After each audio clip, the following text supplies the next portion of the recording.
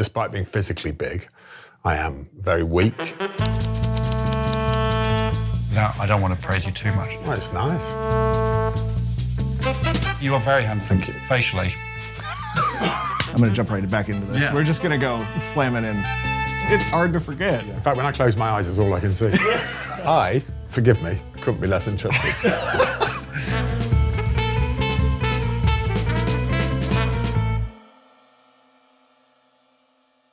What's he like? Is he a loose cannon? Do you bring him in for the heavy-hitting questions? Is he going That to... I'm too embarrassed to ask? Here comes the field producer. You're going to give him a hard time? Here come the up-stepper. Hello, Rob. Hello. Hey, Rob. So... Let's go deep. Let's go deep. Hi. It's good to meet the both of you. You too, Rob. So, 4 months ago, to use the parlance, I set Jay a task, which was watch Taskmaster. Easy enough. He did it. I've been getting texts nonstop about what he'd liked and didn't like, who did what great. 2 weeks ago, he set me a task. Come to Chicago, sit in my chair, ask Alex and Greg questions. I am a programmer for an insurance company. I work from home, and I punch numbers and code into a computer. So, Consider our expectations lowered. thank you. As they should be, I assure you. So, the tasks we set each other feel deeply asymmetrical.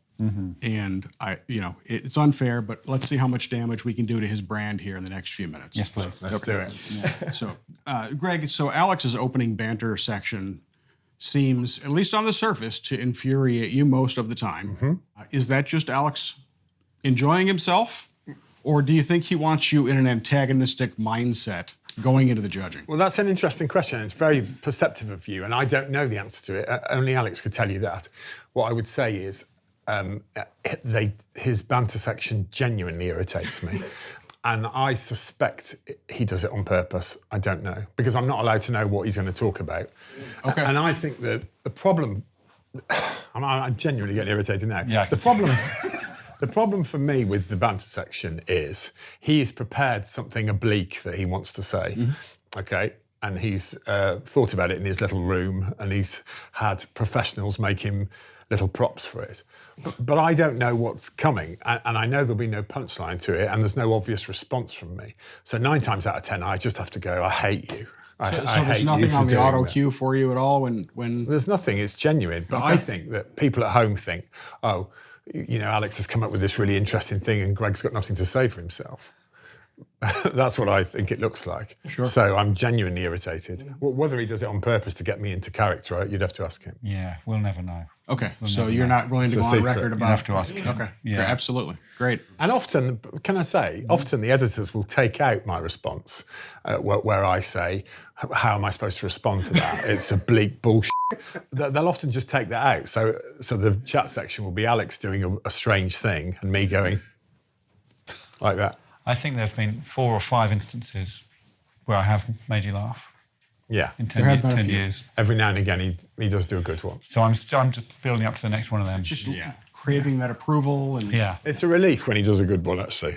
2020, summer 2027, I reckon. the next one. Yeah. So my goal when coming up with questions, you two have been very generous with your time in other interviews, answering fan questions. So it's hard to find questions that haven't been asked before. And my goal was to stay away from what's your favorite Yeah, so task. far you've done very well. Oh, well done.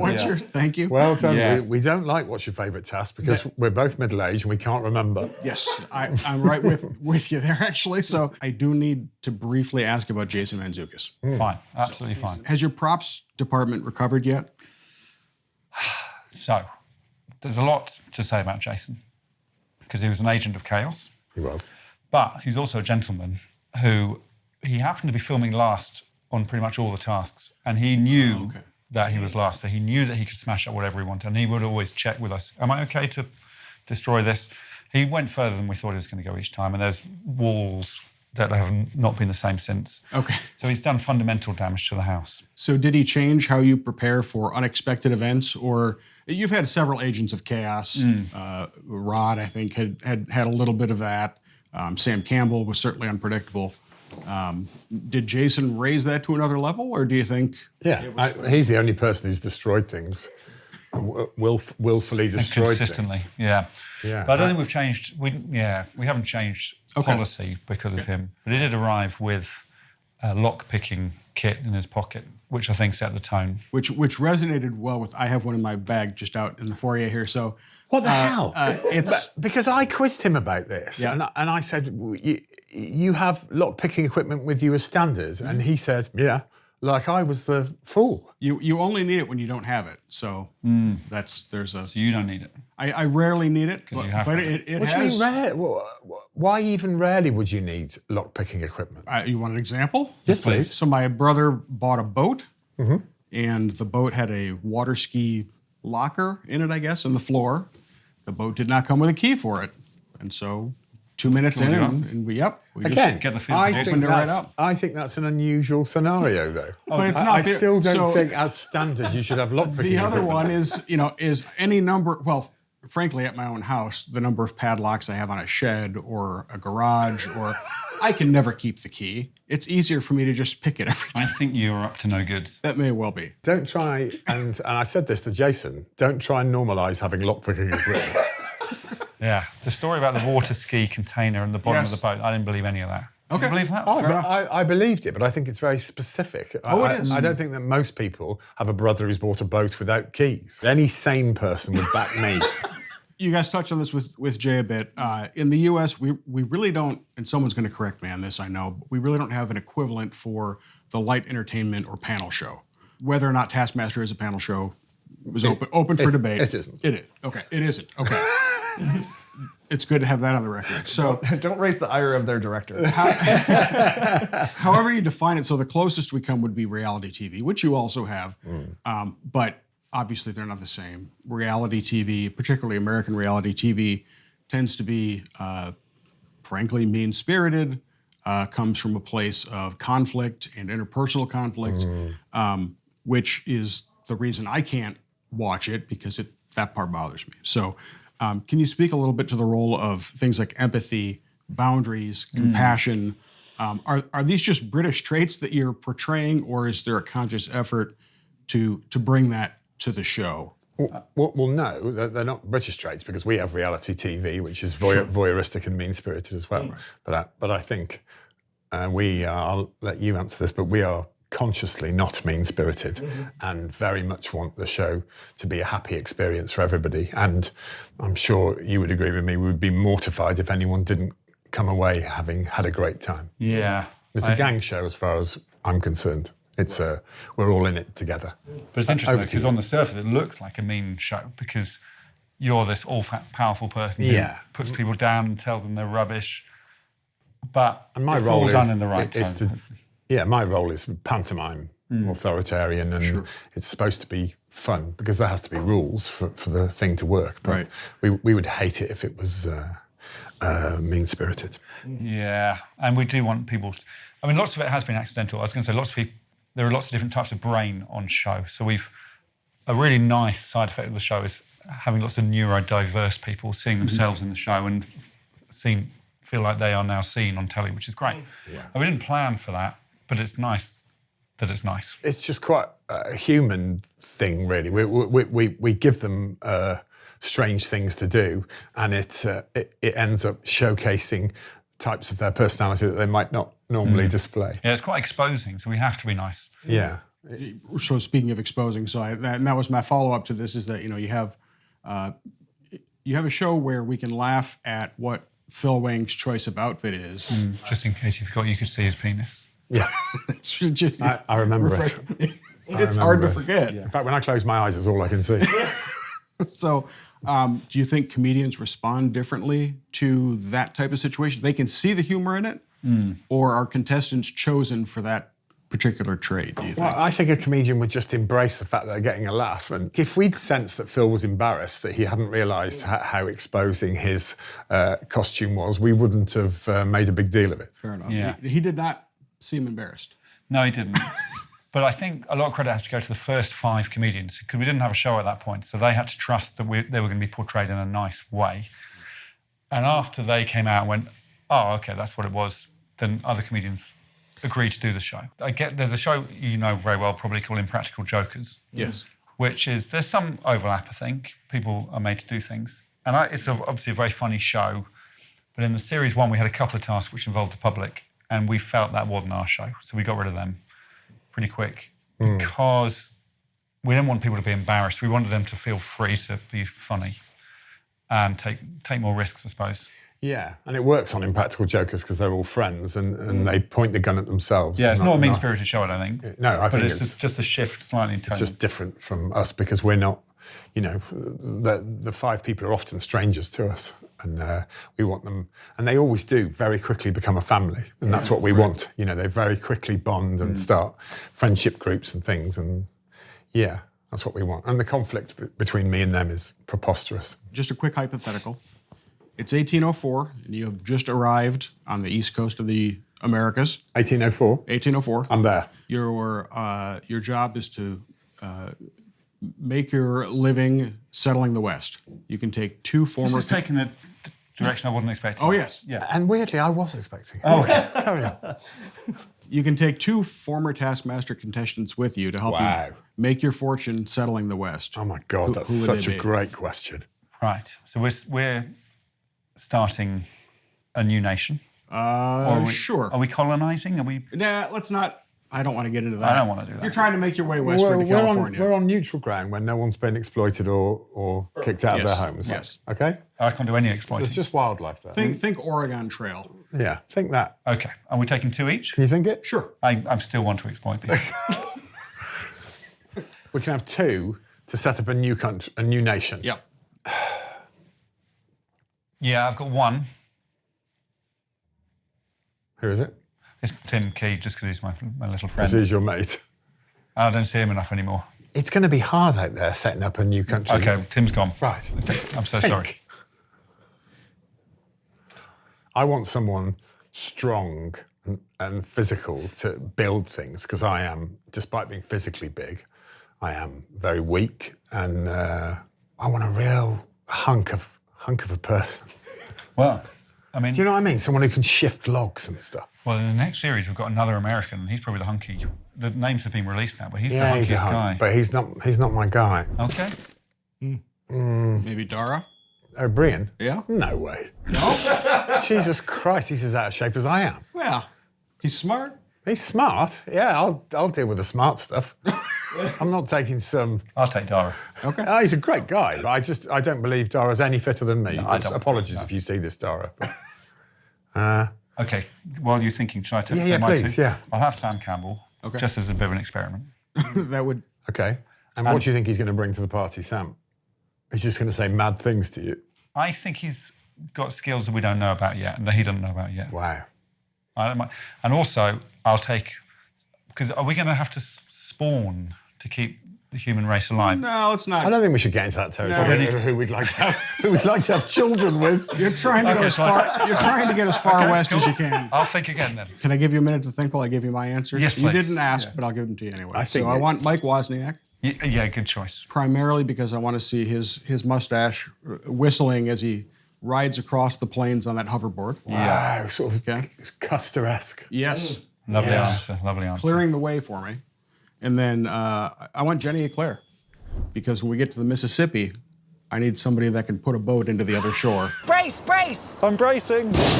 And she seems like she's got the skills to do that. You think Jenny Eclair's the sort of person who could launch a boat? I think she's the sort of person who can crash a boat. Yeah, she can crash a boat. Well, I'll have Lisa Tarbuck in a okay. similar sort of. She will get things done. Can I say Tarbuck is a great choice? Great. So I've done something right. In any environment. Okay. So I've got Lisa and Sam, and I'm saddled with Sam now. He's like my pet, I suppose, like going along with a little dog. Yeah. I think I'd take Roisin Connerty, who's she is a very good friend of mine. Same reason as you might take Tim, but also I think should we encounter different settlers, Roisin is brilliant in any sort of conflict situation. She's she would be a great person to settle everyone down and for us to find a way of working together. So her, Great. but not. You need one more. Yeah, and then I just want a real physical, strong man who'll do my bidding. So I want them mentally weak and physically strong. Well, Joel Dommett fits that. Dommett's good, because he is pumped. The viewers haven't seen him in the show yet, but he is physically He's strong. physically and mentally weak. strong and mentally weak. I think I think Joel Dommett, Roisin Connaughton. Excellent choices. So Greg Davis and Alex Horne, thank you for sitting down with me to answer my questions, to spend time with us. I did not think this was how my 2026 was going to start, and it's been an absolute pleasure. Oh, it's been a pleasure. field Thank producer. you. Thank you, my friend Jay, for putting me in this position. Are we flipping him back in? We're tapping me back in. I'm going to give him back his chair and take my leave, and thank you very much. I like your cool. friendship a lot. It's a nice friendship. Thank you. Nice friendship. And I have to say, without wishing to be patronising, you did a fine job of the interview. Thank you. You're welcome. Thank you very much. It does actually mean a lot. I agree. I didn't mean to laugh then. It was the formality that I found. I thought he did very well as well Good. for a field producer. Nice job. In context of being a field producer. I don't think he worked for an insurance company. Do you think we should, at some point, have everybody in this room come and ask us a question? Mix it up a bit. I think that'd be a new format. As your sons grow older, I'm going to jump right back into this. Yeah. We're just going to go slamming in. Yeah. As your sons grow older, are they following your lead with your proclivity for structured fun, or are they kind of finding their own way? Well, they don't watch Taskmaster, I'll tell you that. Gotcha. It's pretty much the only program they don't watch. Yeah. But they like the idea of it, but it's embarrassing to see their dad do things and have things done to them. Proclivity to fun is good. I think they are pretty good. We did a lot of sardines over Christmas. Do you know what sardines is? Well, I know the little fish. Yeah. Yeah. There's a game called Sardines. I don't know that. One person hides in the house, and then the rest of the people have to find them. And if you find them, you have to hide with them, like sardines in a tin. That's very clever. And we do like playing games like that. We're quite an annoying family. That's nice. I played it with my parents as well. I've got a video of us all in the cupboard counting to 100. With your relationship with your father and bird watching, and getting to know him through that game, essentially, which was 257 to 243, right? My father is a bird watcher. You don't need to explain it to me. I'm trying to explain it to myself. I, forgive me, couldn't be less interested. Yes, I did a bird race with my dad, and Yes. he does bird watching always, I don't. Yeah. I think it's a ridiculous hobby, but actually I do like it now. You arrived fully formed into the comedy scene. I was born this size. Bang. Out, 6'8". Yeah. And your mum did not squeal, did she? She didn't, because she's British. She bit onto a pencil. That's Actually popped. 6'8". Bang. 6'8". Into comedy at Yes. 33, fully Yes. formed. Yeah.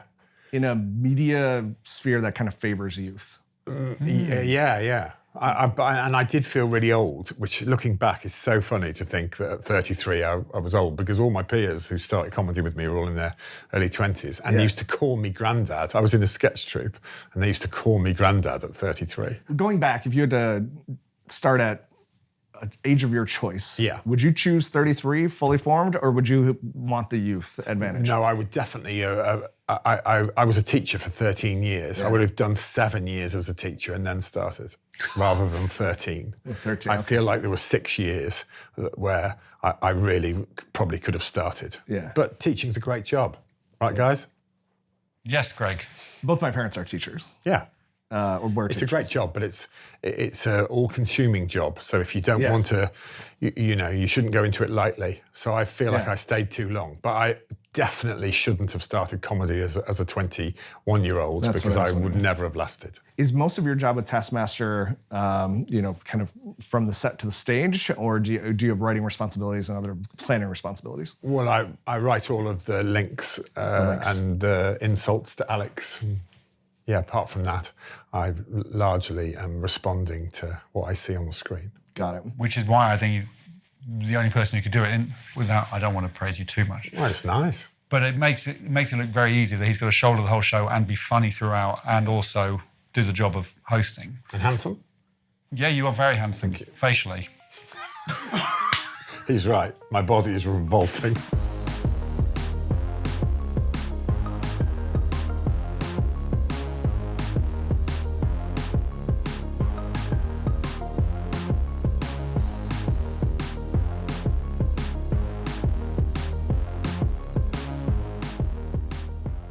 But so he doesn't have to do that much prep for the show. Right. But actually has to do an enormous amount of work in a short period of time. Yeah, it's exhausting. And I think it's evolved. Like